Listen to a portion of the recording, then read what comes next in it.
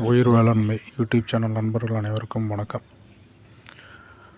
இந்த பதிவில் நம்ம நண்பர் ஒருத்தர் கேட்டிருந்தார், நெல் வயலில் எப்படி நாம் இந்த மாதிரி முறையை கொண்டு வர்றது அப்படின்ற மாதிரி கேட்டிருந்தார். நாங்கள் நெல் வயலில் மூடாக்கு போட முடியாது, அதுக்கு என்ன பண்ணலாம் அப்படின்னு சொல்லி கேட்டிருந்தார். இப்போ நம்ம உரம் இல்லாமல் வேளாண்மை செய்யணுன்றதை நோக்கி தான் போயிட்டுருக்கோம். இந்த உரம் இல்லாமல் வேளாண்மை செய்யணுன்னா நம்ம மண்ணுக்கு மேற்பரப்பில் உயிர் சூழலை உற்பத்தி பண்ணணும். அதுக்கு நம்ம மூடாக்கு போடலாம் அப்படின்னு சொன்னால், மூடாக்கில் என்னென்ன வகை இருக்குதுன்னு பார்த்தோம். அந்த மூடாக்கில் பார்த்திங்கன்னா சிறந்த வகை அப்படின்னு பார்த்திங்கன்னா உயிர் மூடாக்கு தான். உயிர் மூடாக்குன்னா தாவரங்கள், பச்சை தாவரங்களை அந்த உயிர் தாவரங்களை மண்ணினுடைய மேல் பரப்பில் எப்போதும் இருக்க செய்கிறது தான் பார்த்திங்கன்னா அந்த உயிர் மூடாக்கு அப்படின்னு சொல்கிறது. இப்போ இதை நெல் வயலில் நாம் எப்படி பண்ணலாம் அப்படின்னு சொல்லி பார்க்கலாம். அப்படின்னா, இப்போது நம்ம நெல் விவசாயம் பண்ணிக்கிட்டே வரோம். நெல் நம்ம நடவு செய்து ஒரு குறிப்பிட்ட காலம் வரைக்கும் நெல் நம்ம அறுவடை காலம் வரைக்கும் எடுத்துக்கிறோம். ஒரு 4 மாத காலம் எடுத்துக்கிறோம். இந்த 4 மாத காலத்துக்கு மண்ணினுடைய மேற்பரப்பில் பார்த்திங்கன்னா வெளிச்சம் அந்த சூரியனுடைய வெப்பம் நேரடியாக படுறதுக்கான வாய்ப்பு ரொம்ப ரொம்ப கம்மி. அது வளர்ந்த பிறகு என்ன ஆகும்னா நிலம் முழுக்க அது மறைச்சிக்கும். அப்போது நம்ம இந்த பயிர் செய்கிற காலத்தில் மூடாக்குன்றது நாம் எதுவும் பயன்படுத்த வேண்டிய அவசியம் இருக்காது. அது நீங்கள் எத்தனை முறை பயிர் செய்தாலும் சரி. இப்போ நம்ம கோடை காலத்தில் நெல் பயிர் பெரும்பாலும் யாரும் செய்ய மாட்டாங்க. அப்போ குறைந்தது இந்த ஏரி பாசனம் இருக்க நிலங்கள்லாம் பார்த்திங்கன்னா ஒரு போக பாசனம், ஒரு போக பயிர், இருபோக பயிர் தான் இருக்கும்.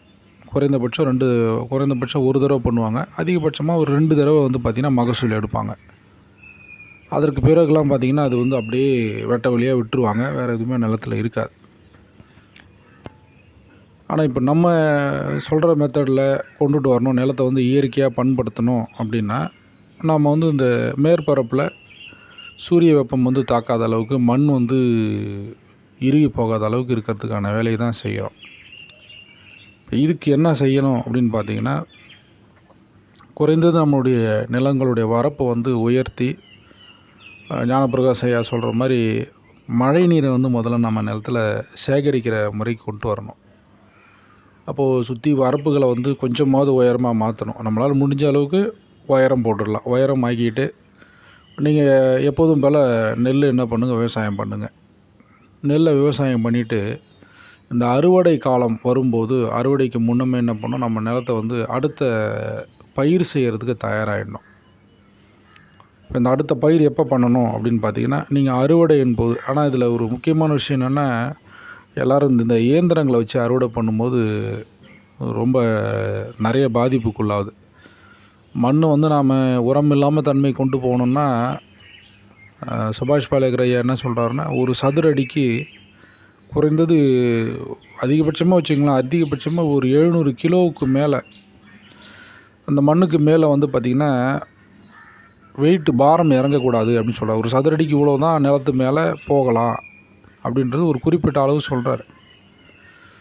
ஆனால் ஒரு டிராக்டர்னுடைய வெயிட்டு பார்த்திங்கன்னா, ஒரு சாதாரண ஒரு டிராக்டரு, ரொம்ப எளிமையான ஒரு டிராக்டரோட வெயிட்டு பார்த்திங்கன்னா வெறும் இன்ஜின் மட்டுமே 2 டன் இருக்குது. அதான் 2000 கிலோ இருக்குது. அப்போ நெல் அறுக்கிற மிஷின் உள்ளே வரும்போது அதனுடைய எடை எவ்வளோ இருக்குன்னு பாருங்கள். இப்போ நம்ம இந்த மிஷினை விட்டு அறுக்கும்போது என்ன ஆகிடுதுன்னா, நிலம் முழுக்க மண்ணெல்லாம் பார்த்திங்கன்னா அமுங்கி மண்ணில் இன்னும் இறுக்கம் தான் அதிகமாகுதே தவிர, மண் பொலப்பொலப்பாக ஆகிறதுக்கு இயற்கையாக தன்னை வடிவமைச்சிக்கிறதுக்கான வாய்ப்பே நம்ம இல்லாமல் பண்ணிகிட்ருக்கோம். இப்போ இதில் ஏதாவது ஒரு மாற்றத்தை இதுக்குள்ளே பண்ணி தான் ஆகணும். இல்லைனா இது பார்த்திங்கன்னா இதுவே மண்ணை கெடுக்கிறதுக்கான வேலையாக பண்ணிகிட்டு இருக்கோம். அதிகமாக நிலம் வச்சுருக்கவங்களாம் வேறு வழி இல்லை, என்ன பண்ணுறதுன்னு தெரில அப்படின்னா மிஷினால் தான் நம்ம அறுத்தாகணும். இருந்தாலும் நம்ம சொல்கிற முறையை நீங்கள் செய்து பார்த்திங்கன்னா மண் வளமாக மாறுறதை நீங்கள் பார்க்கலாம். என்ன பண்ணணும் அப்படின்னு பார்த்திங்கன்னா, நெல் அறுவடையின் போது, சரிங்களா, நெல் அறுவடையின் போதே என்ன பண்ணணுன்னா, அந்த அறுத்து முடித்த உடனே என்ன பண்ணணும், வேறு ஏதாவது பயிரை அது மேலே நீங்கள் விதைச்சிடணும். இந்த விதைக்கிற பயிர் நீங்கள் அடுத்த பயிர் செய்கிற காலம் வரைக்கும் இருக்கணும். எதுவுமே நம்ம பண்ணக்கூடாது, அப்படியே விட்டுற வேண்டியது தான். உங்களுக்கு பலன் தரக்கூடிய பயிராக இருந்தால் நீங்கள் எடுத்துருங்க. இப்போ உளுந்து எள்ளுலாம் போடுறோன்னா ஒரு குறிப்பிட்ட காலத்துக்கு நம்ம அறுத்துடுவோம். ஆனால் நம்ம நிலம் முழுக்க தானாக இயற்கையாக வளமாக மாறணும் அப்படின்னா இந்த பயிர்களை நம்ம தெளிச்சிட்டு அப்படியே விட்டுடணும்.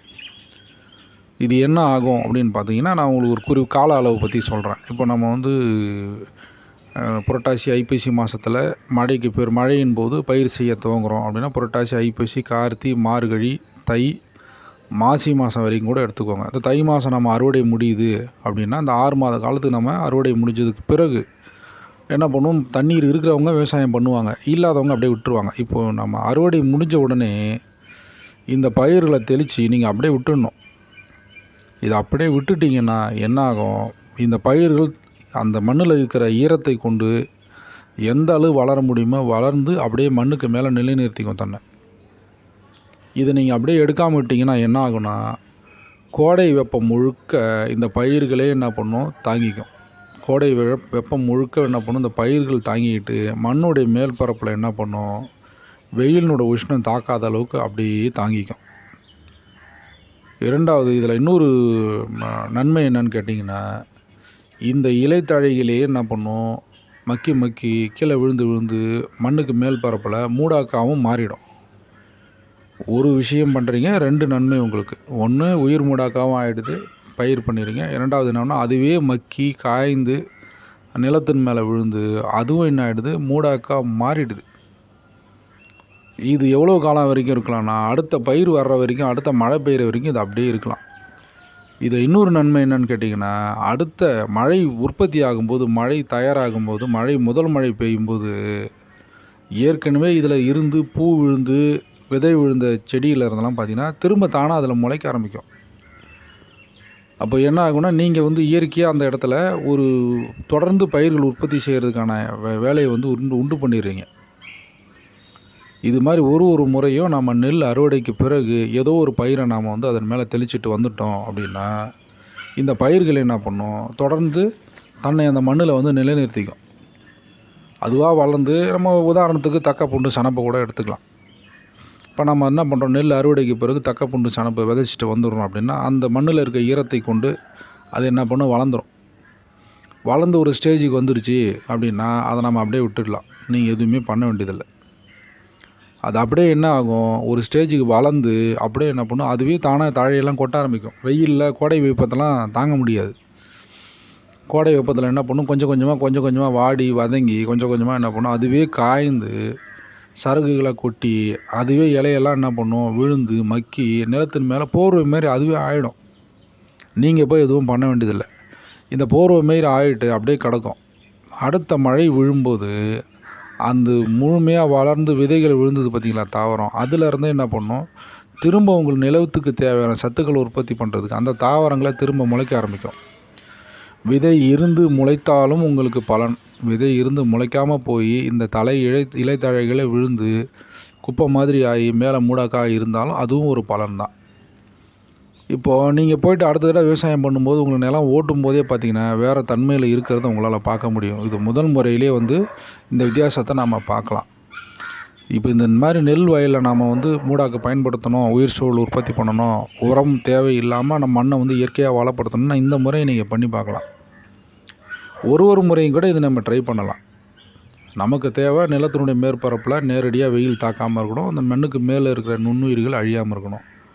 அதுக்கு என்ன வழி அப்படின்னு பார்த்தீங்கன்னா, இந்த மாதிரி இடைப்பட்ட கால அளவில் நாம் என்ன பண்ணால் மண்ணுக்கு மேலே எதையாவது ஒரு தாவரத்தை விதைச்சி விட்டுடலாம். அந்த விதைச்சி விட்டுட்டிங்கனாலே அது என்ன பண்ணும், இருக்கிற ஈரத்தில் வளர்ந்துடும். வளர்ந்து மேலே வந்து மண்ணுக்கு மேல் பரப்பில் மூடிட்டு வெயில் படாத அளவுக்கு பார்த்துக்கும். ஒரு குறிப்பிட்ட கால அளவுக்கு பிறகு அதனுடைய ஆயுள் காலம் முடிந்த பிறகு என்ன பண்ணும், அதுவே சரகாக மக்கி இலையெல்லாம் கொட்டி விழுந்து அந்த நிலத்திலேயே என்ன பண்ணும், அப்படியே மடங்கி அங்கேயே கிடந்துடும். அடுத்த மழை பெய்யும்போது அதிலிருந்து வந்த விதைகள் எல்லாம் உற்பத்தியாகி திரும்ப புது தாவரங்களை அதுவே உற்பத்தி பண்ணிக்கும். இது தொடர்ந்து நடக்கும். நீங்கள் பயிரே பண்ணாமல் விட்டுட்டா கூட ஒரு தடவை விதைச்சிட்டு அந்த தாவரம் முழுமையாக வளரதை அனுமதிச்சிங்கன்னா இது தொடர்ந்து அந்த இடத்துல நடந்துக்கிட்டே இருக்கும்.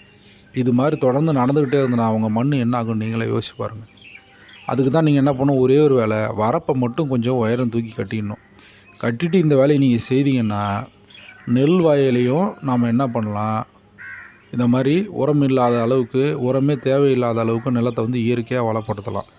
இந்த முறையை செய்து பாருங்கள். செய்து பார்த்துட்டு சொல்லுங்கள். அடுத்த பதிவுகள்லேருந்து நம்ம உரங்களை பற்றி ஆரம்பிப்போம். உரம்னா என்ன, இயற்கை உரம்னா என்ன, நம்ம போடுறத உரம்னா என்ன, நம்ம போடுறது உரமா இல்லை இடுபொருளா, இடுபொருள்னால் என்ன, இயற்கை இடுபொருள்னால் என்ன, நம்ம செயற்கையாக என்னென்ன உற்பத்தி பண்ணி வெளியிலேருந்து வாங்கி போடுறோம், இப்போ நம்மளாக தயாரிக்கிறதுக்கு பேர் என்ன, இந்த மாதிரி விஷயங்கள்லாம் பார்க்க. உரம்னா உரத்தினுடைய அடிப்படை என்ன, இந்த மாதிரி விஷயங்களை அடுத்தடுத்த பதிவுகளை நாம் தொடர்ந்து பார்த்துக்கிட்டே வருவோம். நாம் சொல்லிகிட்டு இருக்கிறது எல்லாமே விழிப்புணர்வு பதிவுகள் தான். உங்களுடைய இடத்துக்கு ஏற்ற மாதிரி, உங்களோட நிலத்துக்கு ஏற்ற மாதிரி நீங்கள் இதை பரிசோதனை பண்ணி பாருங்கள். ஆலோசனை வேணும்னா நான் ஏற்கனவே என்னுடைய டிஸ்கிரிப்ஷனில் வாட்ஸ்அப் நம்பர் கொடுத்துருக்கேன். அதுக்கு மெசேஜ் பண்ணுங்கள், என்ன பண்ணணுன்னு சொல்லுங்கள். நாம் வந்து ஆலோசனை பண்ணி உரம் இல்லாமல் நம்ம விவசாயம் பண்ணணும். உரமே இல்லாத அளவுக்கு, தேவையில்லாத அளவுக்கு நம்ம நிலத்தை வளமாக மாற்றிக்கணும், இயற்கையாக வளமாக மாற்றணுன்றது தான் நம்மளுடைய நோக்கம். சரிங்களா? அதை நோக்கி தான் நம்ம பயணிச்சுட்ருக்கோம். அதற்கான வடிவமைப்பை தான் நம்ம வந்து அனுபவங்கள்லேருந்து தான் கொஞ்சம் கொஞ்சமாக பகிர்ந்துட்டுருக்கோம். தகவலை பதிவு பண்ணுங்கள். நம்ம இது எல்லாருக்கும் கடத்துங்க. இதை வந்து நம்ம கடத்தினா தான் இந்த தகவல் இந்த மாதிரி போய் சேர்ந்தால் தான் இப்படி ஒரு விஷயத்தை நம்ம பண்ண முடியும் அப்படின்றது எல்லாருக்கும் முதல்ல தெரிய வரும். இது வந்து நிலத்தில் மட்டும்தான் செய்து பார்க்க முடியுமான்னு கேட்டால் இல்லை. நீங்கள் வீட்டில் தொட்டியில் வளர்த்தா கூட இது எல்லாத்தையும் நம்ம செய்து பார்க்க முடியும். சரிங்களா? அதுக்கான வழிகளெல்லாம் நாம் வந்து சொல்கிறோம். முடிஞ்ச வரைக்கும் இதை வந்து விவசாய நண்பர்கள் அனைவர்களும் என்ன பண்ணுங்கள், ஃபார்வர்ட் பண்ணுங்கள். புதுசாக வர்றவங்க சப்ஸ்கிரைப் பண்ணுங்கள். தொடர்ந்து நம்ம போடுற வீடியோஸு மற்ற விஷயங்களெல்லாம் நம்ம தொடர்ந்து பார்ப்போம். நன்றி.